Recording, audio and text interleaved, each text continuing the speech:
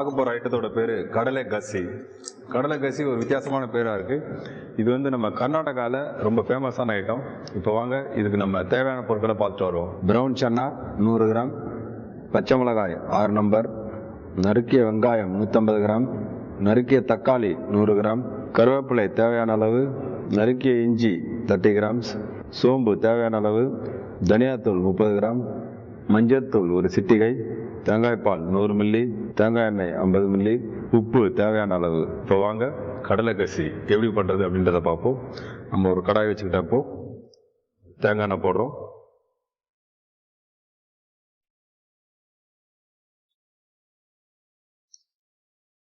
இப்போ தேங்காய் எண்ணெய் சூடாகிட்டு இருக்கு. சோம்பு போட்டு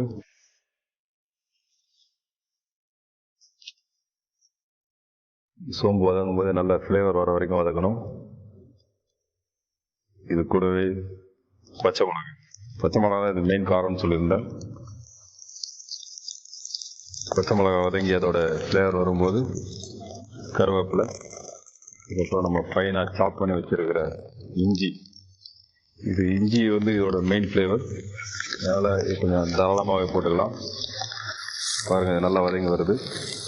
இதுக்கப்புறம் நம்ம சாப் பண்ணி வச்சிருக்கிற வெங்காயம்.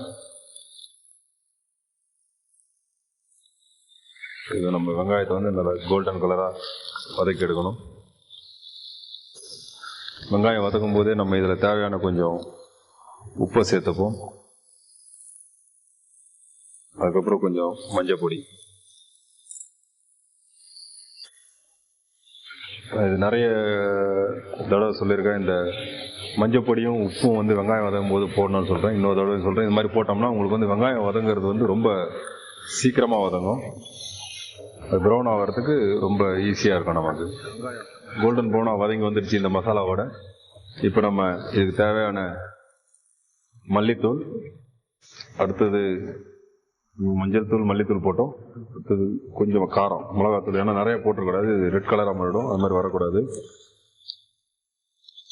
இந்த மசாலாவோட எல்லாம் வதங்கி வந்துடுச்சு. நம்ம அடுத்தது வேக வச்சு வச்சிருக்கிற மூக்கடலையை போடுவோம்.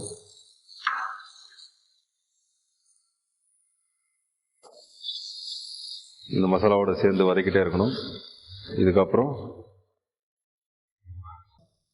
சாப் பண்ணி வச்சிருக்கிற தக்காளி,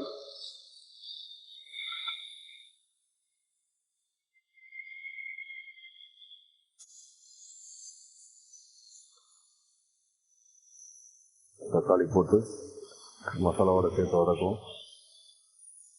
வதக்கிட்டே இருக்கும்போது இந்த கடலை, மசாலா, தக்காளி எல்லாம் ஒன்றா வரதுக்கு கொஞ்சம் தண்ணி ஊற்றி, இப்போ இந்த தக்காளி போட்டு தண்ணி ஊற்றி வேக வச்சுட்டு இருக்கோம். இப்போ கொதிச்சிட்டு இருக்கு. நல்லா கொதிச்சு வரும்போது கடைசியாக நம்ம இதை தேங்காய் பால் ஃபினிஷிங் கொடுத்து இறக்க வச்சிடும். இது கிட்டத்தட்ட ஒரு கடலை கறி மாதிரி வரும். இதோட மெயின் ஃப்ளேவர் நான் சொன்னது வந்து தேங்காய் எண்ணெய், இஞ்சி, சோம்பு, அதோட சேர்ந்து இது ஒரு திக்கான கிரேவி ஐட்டம். இது ஒரு பாப்புலரான ஐட்டம் வந்து கர்நாடகாவில் பார்த்தீங்கன்னா இது ரொம்ப பாப்புலரான ஐட்டம்.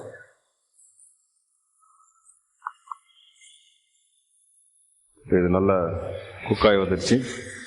இது நம்ம தேங்காய் பால் ஊற்றுறோம்.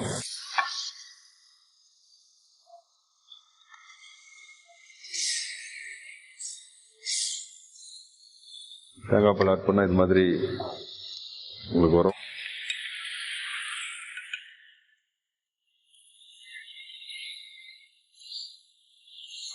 கடலை காய்ச்சி ரெடி ஆகிடுச்சு. பாருங்கள், இது ஒரு வித்தியாசமாக வந்திருக்கு.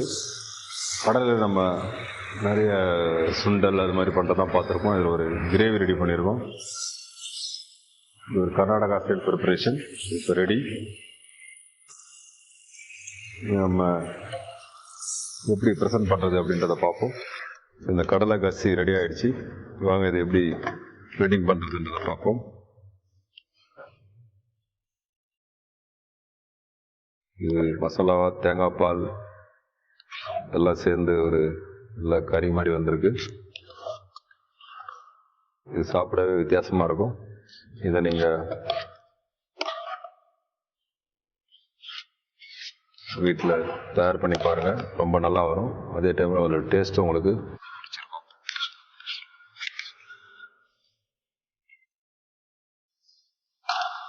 இதுக்கு நம்ம ஒரு ஜிஞ்சர் ஜூலியன்,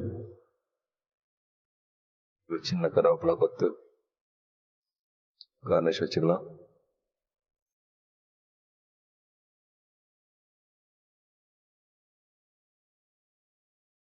கடலைக்கசி ரெடி.